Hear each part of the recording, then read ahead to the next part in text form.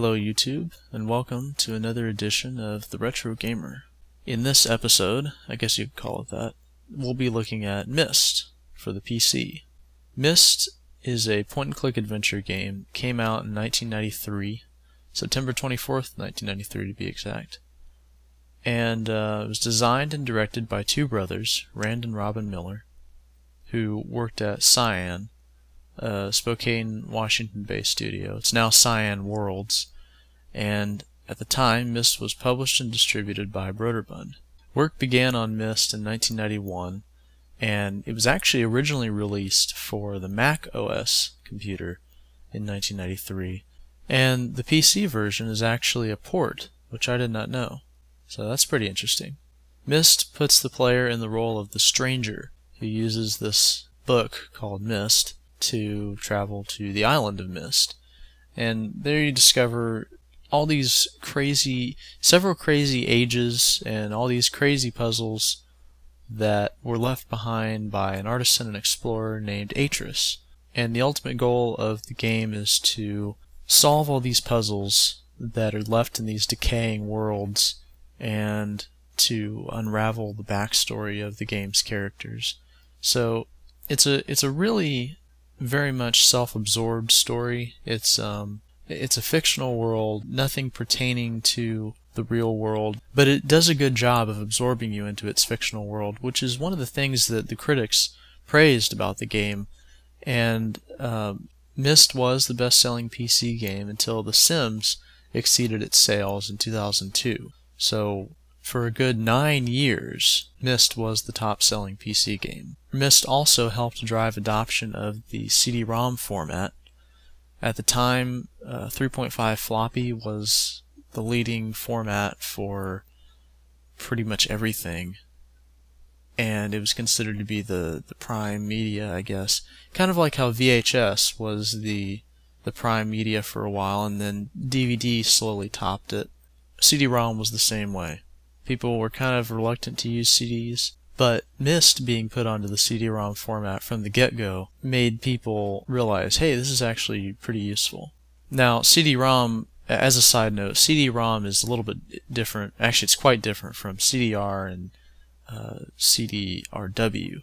I'm not quite sure of all the particulars of that, but I do know that they're different. I know CDRW obviously is read-writable, so you can write and then rewrite and delete from CDRW, whereas CDR is permanent. And CD-ROM is also permanent, but I think it's more of a proprietary format. But anyway, we won't go into detail on that. Myst's success spawned 4 direct video game sequels, as well as several spin-off games and novels. All of Myst's main sequels, Riven, Myst 3 Exile, Myst 4 Revelation, and Myst 5 End of Ages, were all received well by critics. Although it's interesting to note that, starting with Myst 3, Cyan no longer developed the Myst series. A company called Presto developed Myst 3, and then Ubisoft completely handled the development and distribution of Myst 4. It wasn't until Myst 5 that Cyan Worlds actually came back to the Myst series, and Myst 5 was developed by Cyan Worlds. The Myst books were actually pretty interesting. To be honest, I've only read part of the first book. I never even finished it, but what I read of it was pretty interesting. I just never had time to finish it. But supposedly the 3 books that came from the Myst series, which were written by a British sci-fi writer David Wingrove with assistance from Rand and Robin Miller, supposedly they were received well as well, but unfortunately they're out of print now. Something interesting to note is that initially Myst had no music, because the Millers believed that it would interfere with the gameplay and they didn't want that. After a few tests, though, they realized that the background music did not adversely affect the game, and in fact really helped the mood in certain places. So, Robin Miller ended up composing 40 minutes of synthesized music that was used in the game and later published as Myst, the soundtrack. I'm not sure what exactly he used to compose. I remember, if you watched the making of, he used looked like a Korg of some kind, or some kind of synthesizer plugged up to his Mac, so it was probably like an early version of GarageBand or something. Although I don't think they had GarageBand back then, but it was probably some kind of Mac proprietary software or something. Speaking of the making of Myst, if you haven't watched that yet, I highly recommend it. It's on my channel right now. I just uploaded it recently. I recorded it directly from my CD-ROM, actually, with Fraps on an emulator. But hearing about the technical aspect of Myst is really, really interesting. They explain about all the different kinds of programs they used, such as Stratavision 3D, Macromedia, Macromodel, and even Photoshop 1.0, believe it or not. I think it's really interesting hearing about the technical aspect of older games like that from the early 90s and how they were made, because when you think about it, games today are much more easily created. I mean, you have the free CryEngine 3 SDK, Unreal SDK, or the UDK rather, the Unreal Development Kit, and Unity. You have engines like that that make creating games so much easier. And back then, developers had to figure out how to make games and use different software to their advantage to successfully make a game.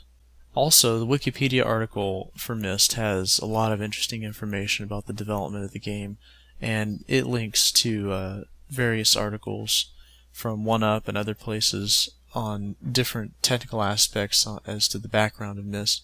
So I highly recommend checking that out as well. As I mentioned earlier, there have been several remakes of Myst and ports as well. And there have also been some parodies. Probably the most notable one is Pissed, and you can learn more about that. There's actually a pretty funny PC Gamer article that was written pretty recently, just a few months ago, I think. That's a review of Pissed, and that was pretty funny, so you can go check that out as well.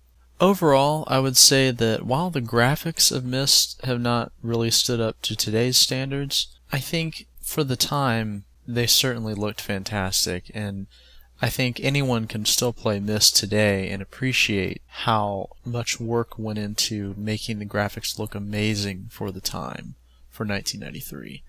Especially if you watch the making of Myst or do any research at all into the technical aspect of the game and read about or hear about or watch about how much work they put into making sure the game still looked fantastic while saving space on the CD-ROM. All in all, Myst was the catalyst of a promising new era in PC gaming. It was an exciting, unique, mentally challenging game for the time, and although it spawned many sequels, spin-offs, remakes, ports, and parodies, Myst inspired an entire generation of point-and-click adventure games that continued well into the 2000s. Today, the genre is kind of dying, but it's still there, and people like Tim Schafer are trying to keep it alive. But it is difficult in this generation of FPS gamers. Although, this is also the generation of casual gamers and tablet gamers, and I think point-and-click adventure games could find a home on those systems. And they do. After all, Myst was ported to iOS, so now a new generation can experience it. Just briefly, a bit of my history with Myst. Myst is another one of my big childhood games, and probably the PC game that I played the most. As a kid, I just messed around with it. I never actually beat it, but I really did enjoy the visuals of the game and the sounds, and I think it's really been inspiring for me today. Even today, the sights and sounds of Myst have inspired me to enjoy the things that I do. For example, one of my favorite movies is Blade Runner, and the music of Blade Runner reminds me a lot of Myst. I did finally beat the game, and I actually beat it several times a few years ago when I finally got a hold of a guide that we had lying around, and so I used that and beat it, and it made me realize truly how difficult the puzzles are in the game and just how much mental capacity they require. Myst is just a very, very engrossing game, and unfortunately, in my playthrough, which you'll see in my next uploaded video, won't really be able to show that, but hopefully those of you watching have already played the game, or you will play the game, and you'll see for yourselves truly what Myst is all about.